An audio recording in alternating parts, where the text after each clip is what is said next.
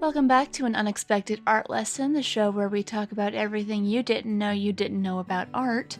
This week we continue our deep dive into Hieronymus Bosch. One of the interesting things is there is an art historian by the name of Charles de Tenay that, trying to figure out the best way of phrasing this, that he had actually theorized that Bosch's subversive elements were actually already existing even on that left panel. With the fact is that at this particular time, the male and female gaze was often a known stylistic element, where in many paintings of this particular time, the gaze of anything that was not a deity was always focused on hailing the religious figures. Well, in this particular piece, it actually does show... trying to figure out the best way of phrasing this one. It almost looks like, because I'm guessing Eve is the figure on the right. Correct. It looks like she is looking at some of the creatures in the little pond in front of them, including what kind of looks like a dragon. Like a little tiny dragon. I was going to go with lizard ferret, but I like dragon better. It is a winged lizard ferret. You heard it here, folks. I like that. Winged lizard ferret. Yeah, just wait until one of those shows up in one of the things that in all of the things that we make, let's be real, who doesn't want a winged lizard ferret? There will be no safe shinies. None. The other interesting kind of theory brought forth on this is that with kind of the distractions of Adam and Eve on the left panel, Tolnay believed that God's influence was already waning even in Eden at this time. I mean, they both did stray. They had one rule. They couldn't get that right. And as much as I really want to actually use the proper phrasing here, fluff around and find out. Left was fluff around, right was find out. Congratulations, actions have consequences. You say you've seen this one in real life, though. What did it feel like? What was it like seeing this? Tell us a little bit about that. It was fascinating and a little bit humbling at the same time, not for any of the religious aspects, but when you can actually see the brushwork and the fine detail and even kind of that translucent film of the varnish and the glazing that had taken place just to make these figures, you have to realize that that must have taken a while, especially since oil paint is a medium with an incredibly long drying time, which does allow the ability to continue the glaze and rework elements that may have needed reworking, as well as just thinking about the composition itself, especially the central panel where multiple figures interacting, this kind of landscape that when viewing a piece of art, there's always the thought of the eye of the viewer as well. So what do you see as you look from each notable section of the panels? That if you even look at the first panel, it is on the left-hand side. The primary focus is just on the lower portion.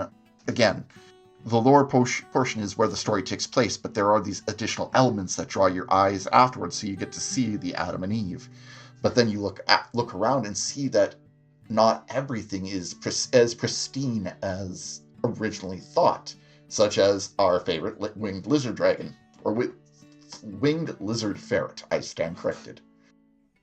There we go. There's also the statue, the smaller statue that's in the middle of the water that kind of looks like an angry little crab. And you're never going to be able to unsee that. You're welcome. Welcome to the first Krusty Krab. Somewhere SpongeBob is cursing.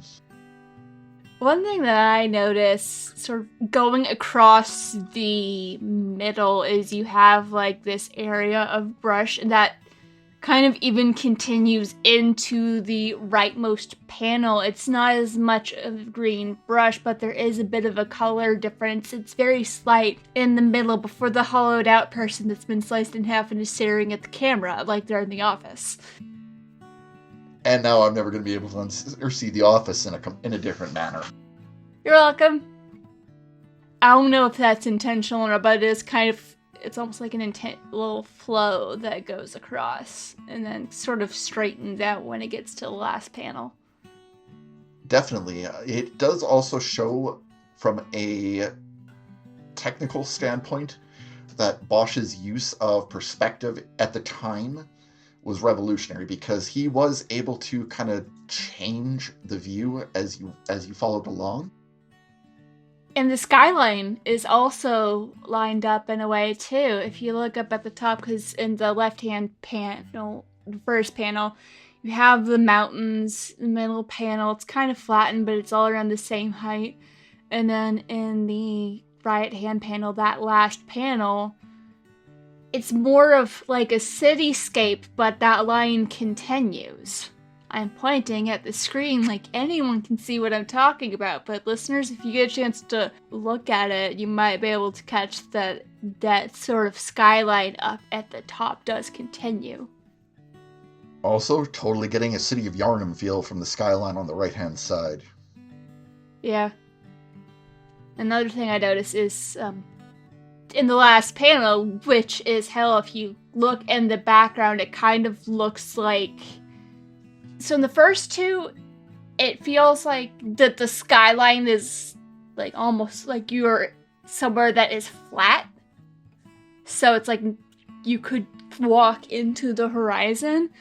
But on this last panel, it looks like there is a descent going on. So you're looking up into...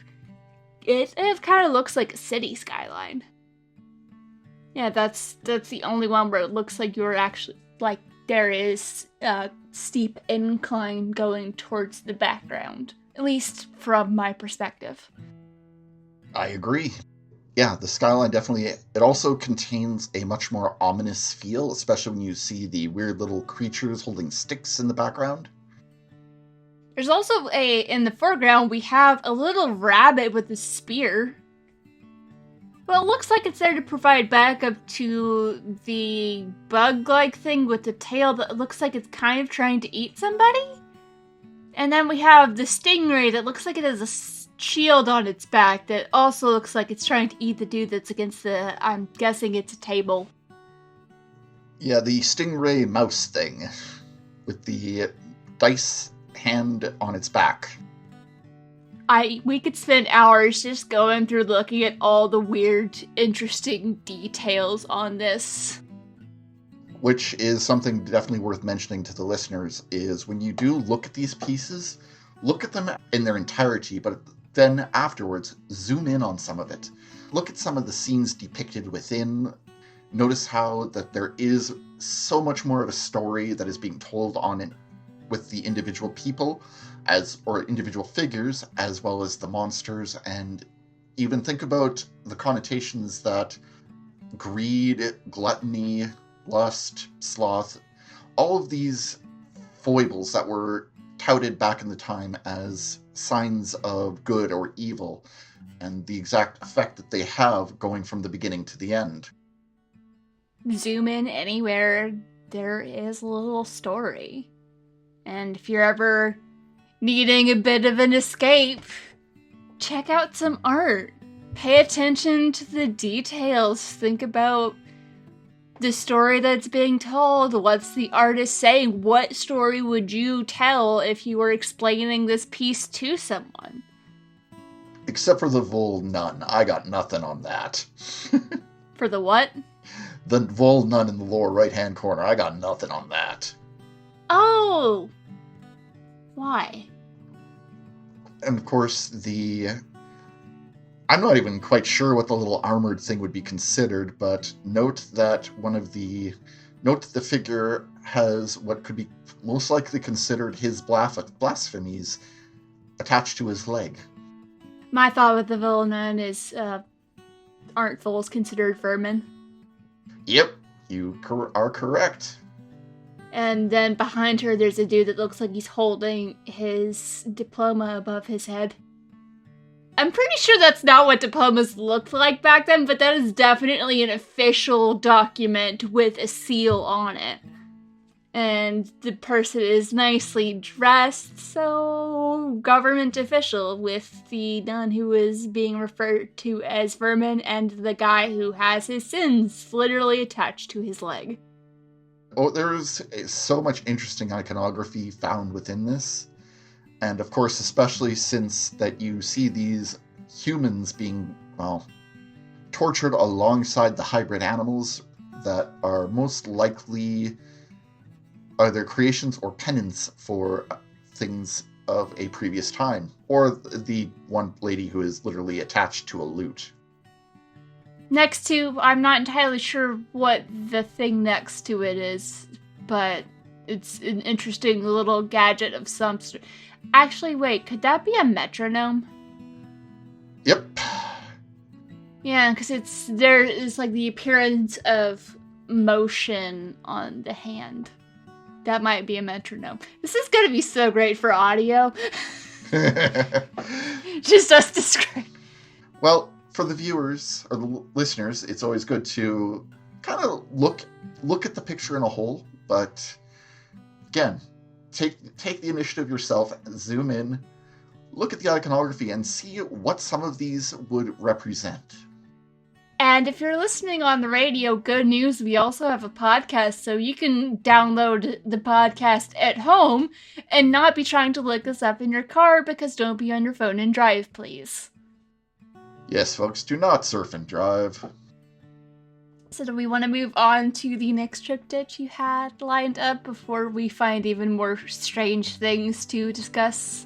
We could do a whole series just on pointing things out in that one. Yeah, the next, of course, would be the Temptation of Saint Anthony. This would be the next one in the next kind of triptych in his series. This was produced approximately in the year 1501. Same thing, oil on panel. The dimensions on this one are not as magnificent as the previous triptych. This is 52 inches by 90 inches, and for those interested, this is located at the Museu Nacional de Arte Antiga in Lisbon. It's also not quite as busy as the last piece we looked at, but there's a lot more red. Like, there's a lot of red here. A lot of blood, I'm guessing. Yes, definitely blood would be part of it. Blood, the entire idea that blood is life, commonly a held ideology back then. The other more interesting aspect of this, of course, as well, is with this particular piece, the theory is that Philip II of Spain may have actually been in ownership of this, which explains also some of the more toned down aspects in comparison to the other piece, but still containing Bosch's surrealistic aspects as well as his subversive view of religion at the time. Of course, with this particular triptych is portraying the legendary flight and the fall of Saint Anthony. The saint is brought low by a host of demons. The interesting thing is the procession directing from the left to the right is normally considered a holy procession, while Bosch has taken it to a much different approach of, yeah, this ain't a holy procession. This is more of a procession of monsters. Yeah. Which is kind of more of an interesting progression, and noting that in certain soul is kind of more of a greater inspiration towards the Soulsborne series, especially Bloodborne, where psychological horror is more of a fixture here. The flying demons with insect wings, buildings that walk on chicken legs, which of course has multiple mythic origins. Russian folklore. I have a mild obsession with Baba Yaga. It's fine. Well, I believe I should take a drink of water here and let you fill in people on Baba Yaga and the entire chicken legs portion. So, Baba Yaga is a character in Russian folklore. She is a witch known for eating children, and she lives in a house or a hut that moves around on chicken legs, and she flies around in a mortar and pestle. And she tends to show up in the background of a couple of things. She showed up in Dimension 20's Never After series as a bit of a crazy but powerful magic user. The main story I know of hers is the story of Vasilisa the Brave, which is a story of a young girl who was being treated poorly by her stepmother or stepfather. It's been a minute since I read it, but it's a step-parent. Step-parent definitely favored her siblings over her, so they gave her these tasks, including sending her out into the woods, hoping that she would be taken and killed by Baba Yaga, which ended up not being what happened, but that was one of the first stories that I heard about Baba Yaga. And if you've watched the John Wick movies, you've probably heard of it, because a lot of the times, especially in the first movie, the Russian mob says he's referred to as Baba Yaga, and that has always annoyed the ever-loving daylights out of me, because Baba Yaga is a female character. It's an old lady. Why would you call your male assassin Baba Yaga? If anything, they would have probably nicknamed him after Koschei the Deathless, who was a wizard that couldn't be killed. Because he put his soul inside of a needle, I think it was inside of a needle, inside of an egg, there's like a rabbit, a chicken, a duck, and then a box. Although the two stories I have heard about Koschei the Deathless, both times someone finds his needle and he ends up dead. I'm sure he's more impressive than those two stories that I've heard. I have included both of these characters in a Hansel and Gretel retelling that I'm working on that has went from one book to trilogy to a quartet, because it's me. That is an interesting thing about John Wick. I actually didn't think about at the time. It annoys me. Because also, like, if you think about it, Baba's usually grandmother. There's no part of the name Baba Yaga that translates directly to boogeyman.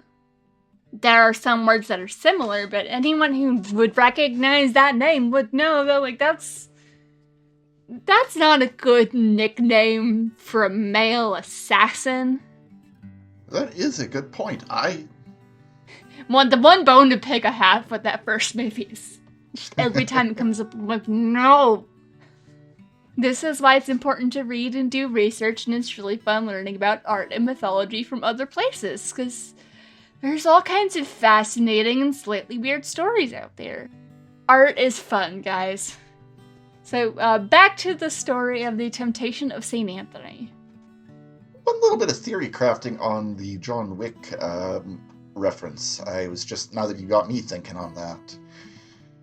The mythos of Baba Yaga is they can appear anywhere and get at anybody. Still an old lady. Yeah. I'm just going with the stretch on that one. I feel like Koschei the Deathless would have been a better comparison because he's clever, he's crafty, and he's ruthless, and he's not a little old lady that eats kids and flies around in a mortar and pestle. Yeah, John Wick kind of goes around in his car instead, at least when he doesn't have it lost or stolen or destroyed. But yeah, we should either that switch or back. he's running around on foot. Yeah, getting back on topic to the Temptation of St. Anthony and our procession of monsters. The figures do look much more human in the first panel versus the second, although there is... In the third panel, there is a figure that kind of looks like they're using a walker, except for it also looks like they might just be in a box. And, of course, the fish that looks like he's fishing for himself is an interesting view on the central. Yeah, I do kind of enjoy the sort of... It looks like in the center, on the left-hand side of the center, looks like there is a city in flames, and then next to that we have, I think it's supposed to be just a bird flying through the air, and then a flying pirate ship. Maybe our winged lizard ferret is in there. Maybe. I think he's the one that set the fire. Just remember, folks, never trust a flying lizard ferret. Always trust the flying lizard ferret. What are you talking about? They're the most trustworthy. Yeah, you know that they're out to set things on fire. Absolutely. You just have to be careful trusting an honest person. You never know when an honest person is going to do something incredibly stupid. Yep. And this does continue Bosch's approach of using grisaille with these thin, luminous layers of nearly transparent oil paint to build up his images, which definitely helps set some of the more technical sides of this particular story. The other interesting thing is with the temptation of St. Anthony and the entire idea of that these trials slowly become more nightmarish, it definitely helps play into some of the more modern day psychological horror, such as Silent Hill, The Soulsborne, of course, that the more you know, the more you have to fear. So with each trial completed, St. Anthony gains more knowledge, more insight, and subsequently realizes that, oh great, things are more nightmarish. Yeah, including the dude and the lady flying through the air on a fish. All I'm just thinking now is that one dude in Muppets who throws fish. Yeah, not gonna lie though, the dude and the lady are less unsettling than whatever this is flying through the air in the first panel. Are those demons? Are those the demons that are harassing St. Anthony? Yes, as some of them are carrying more implements, have been associated with hell and damnation, such as the Reaper's Scythe, the branch for flogging. I believe it's an olive branch for that particular reference. And of course, flying nightmare fish, which, well, you know what? Flying nightmare fish. When in doubt, flying nightmare fish. I do think it's ironic of flogging someone with an olive branch. Considering it's Bosch and his surrealism and ability to kind of take conventional imagery and iconography and twist it to his own ends, definitely is it's definitely a more interesting take on that. Yeah, feels very on brand. Also, in the center panel looks like the ruins of a castle being beset by monsters. And then there's the fish person. Yes, we have a couple fish people. Also, that with Temptation of St. Anthony, there have been several workshop copies, which have appeared in other locations such as Belgium, Berlin, as well as a copy of it also stands by the first piece we discussed in the Prado Museum in Madrid. Cool to think that concept art has been around that long. Yeah, especially considering that the grisaille process is very extensive to create these types of images, that he would have had to build these up just so meticulously, even just for the workshop versions. Yeah. That is a special kind of dedication. Also, I finally found my notes on this. The interesting part about the right panel, with the two people on the flying fish, according to the legend, a plane obtained the capability to fly by the devil in order to partake in the witch's Sabbath. As fish are wont to do. Hey, never met a trout I didn't trust. Yet you don't trust the flying lizard ferrets. I see how it is. I got nothing on this one, folks. Be prepared for more weird humor to go with the art lessons. The other interesting things, of course, found in this, attributed to Bosch, is, of course, his usual storytelling of when the panels are closed. The shutters were done in the same grisaille style. With this particular one is the arrest of Christ, including St. Peter removing Malchus's ear and the soldiers surrounding Judas and Christ.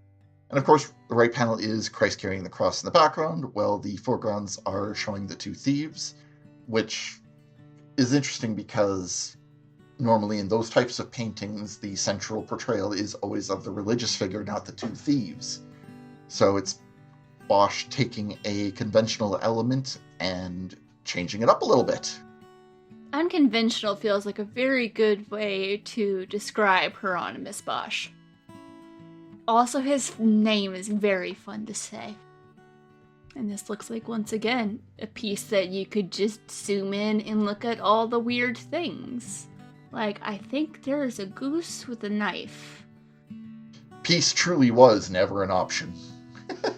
Never. Which, interestingly enough, there could be a reference to the Untitled Goose Game with that particular image. Or the fact is I've been chased by geese more than I want to admit to. You do live in Canada, and Canadian geese are mean, so that's not surprising. They are known as the Canadian hissing death chickens for a reason. The one final thing I did want to mention on this particular piece is a nod to Bosch's home country. Interestingly enough, in the right panel, there is a small human that could be probably considered a dwarf, wearing a red mantle, and carrying a whirligig, which is a popular child's toy back at that time, but can also be considered a symbolism of humanity's fecklessness.